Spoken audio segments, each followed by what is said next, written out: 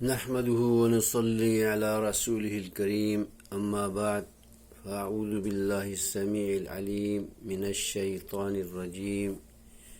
بسم الله الرحمن الرحیم۔ میرے محترم بھائیوں، بزرگوں، دوستوں اور ماؤں بہنوں، السلام علیکم ورحمۃ اللہ وبرکاتہ۔ پچھلے کئی روز سے آپ کی خدمت میں اسلامی ویڈیوز اور بیانات، دروس سورہ فاتحہ سے متعلق پیش کر رہا ہوں۔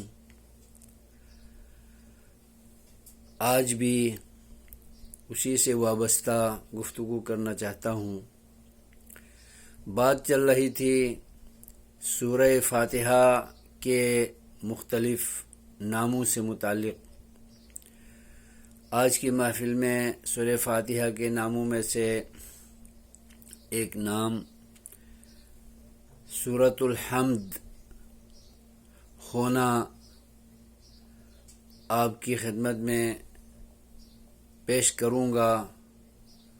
اور اس کی وجہ آپ کے سامنے رکھوں گا، جس نام کو نبی پاک صلی اللہ تعالی علیہ وسلم نے رکھا تھا۔ وہ نام ہے سورۃ الحمد، یعنی سورہ فاتحہ حمد کی صورت ہے۔ حمد کے معنی ہے تعریف کے، توصیف کے، بڑائی، خوبی، عظمت، کبریائی بیان کرنے کے ہیں، اور اس کے معنی شکر ادا کرنے کے بھی ہیں۔ تو میرے بھائیوں اور بزرگوں، اس سورت کو حمد کہنے کی سب سے بڑی وجہ تو شروع کی آیت ہی ہمیں بتا رہی ہے کہ بسم اللہ الرحمن الرحیم کے فوراً بعد جو آیت ہے الحمد للہ رب العالمین کی تمام تعریفیں، تمام توصیف، تمام مدح و ثنا، تمام ستائش، تمام خوبیاں اللہ کے لیے ہیں، اللہ کے لیے مخصوص ہیں۔ رب العالمین، جو تمام جہان والوں کا رب ہے، جس نے پورے جہانوں کو پیدا کیا ہے، اور انہی کی ملکیت، انہی پر اختیارات، انہی پر تصرفات اللہ ہی کے قبضے میں ہیں، اور وہی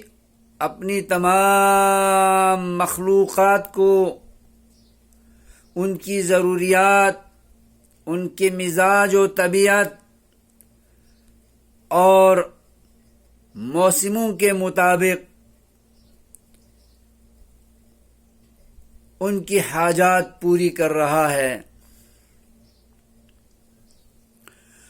اور وہی کل مخلوق کا معبود ہے،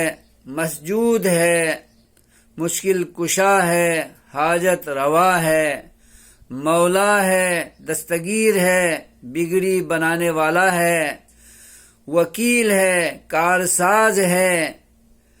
اور ہر قسم کے اختیارات کا مالک ہے، دینے کا، روکنے کا، اولاد دینے کا نہ دینے کا، بیٹے بیٹیاں دینے کا نہ دینے کا، اور کوئی بھی دنیا کا معاملہ اس سے مخفی نہیں۔ پتا ہلتا ہے تو اسی کو معلوم ہے، دنیا کی ہر چیز سے باخبر ہے، وہ ہر چیز کو دور اور نزدیک سے جانتا ہے، اس کے لیے دور اور نزدیک میں کوئی فرق نہیں ہے۔ یہ ہے الحمدللہ رب العالمین کا مختصر تعارف۔ تو اس آیت کے شروع میں جو اللہ کی خوبیوں کو ذکر کرتے ہوئے اللہ کی تعریف اور اس کی توصیف بیان کی گئی ہے، تو اس الحمد کے لفظ کی وجہ سے سورہ فاتحہ کو سورۃ الحمد بھی کہتے ہیں۔ تو میرے بزرگوں، بھائیوں، دوستوں، ماؤں اور بہنوں، اس سورت کو سورۃ الحمد قرار دے کر نبی پاک صلی اللہ علیہ وسلم نے تمام نمازوں کی ہر رکعت میں، سری جہری سب نمازوں میں پڑھنے کے لیے تاکید کی ہے، اور اس کو اہم رکن قرار دیا ہے۔ اس سورت کو نماز ہی قرار دیا ہے، گویا کہ اس سورت کو پڑھنے سے نماز مکمل ہوتی ہے اور نہ پڑھنے سے نماز ناقص رہ جاتی ہے۔ اور سنن نسائی کی ایک روایت میں ذکر بھی ہے کہ جس کسی نمازی نے سورہ فاتحہ نہیں پڑھی فَهِيَ خِدَاجٌ تو اس کی وہ نماز ناقص ہے، نامکمل ہے۔ جب ناقص ہو تو اجر کم ہو جاتا ہے، نامکمل ہو تو ثواب کم ہو جاتا ہے، اور ثواب تو مکمل ملنا چاہیے۔ اکیلا نماز پڑھ رہا ہے تو پھر ایک درجہ اللہ تبارک و تعالیٰ ثواب کا بندے کو عطا کرتا ہے، اور جب جماعت سے پڑھتا ہے تو 25 درجے ثواب کے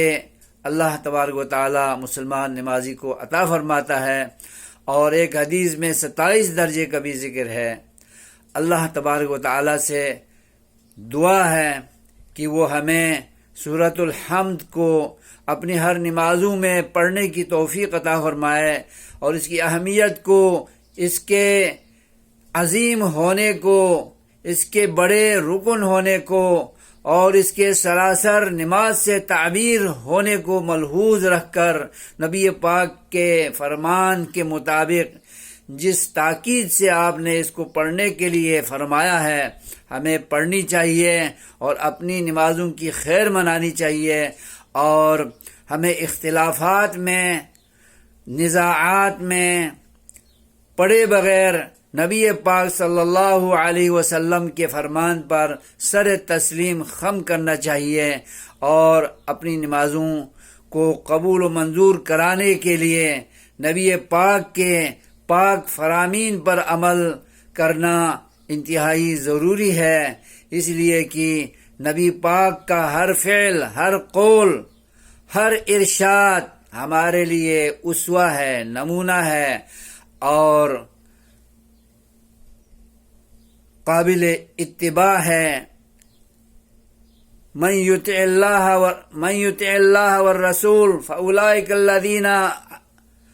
فأولئک مع الذین انعم اللہ علیہم من النبیین والصدیقین والشہداء والصالحین وحسن اولئک رفیقا۔ جو اللہ اور رسول کی تابعداری کرتے ہیں، ان کے فرامین پہ چلتے ہیں،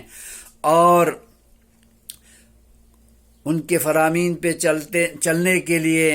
کوئی پس و پیش نہیں کرتے، کوئی حجت بازی نہیں کرتے، کوئی چون و چرا نہیں کرتے، تو ایسے لوگوں کو اللہ تبارک و تعالی قیامت کے روز بہترین انسانوں کی صحبت میں جنت میں داخل کرے گا۔ انبیاء کے ساتھ، صالحین کے ساتھ، شہداء کے ساتھ اور صدیقین کے ساتھ ہونا اگر ہمیں پسند ہے، اللہ ہمیں پسند کرنے کی سوچ عطا فرمائے، تو ان کے صحبت میں ہونا اگر ہمیں پسند ہے تو پھر ہم نبی پاک صلی اللہ علیہ وسلم کے فرامین پر، آپ کی تشریح پر اور آپ کی تاکید پر، آپ کے امر پر، آپ کے حکم پر سر تسلیم خم کرتے ہوئے تسلیم کرنا، یہ مومنین کی شان ہے۔ اللہ تبارک و تعالی ہماری نمازوں کو قبول کرے۔ سورۃ الحمد کی تلاوت نماز کی ہر رکعت میں،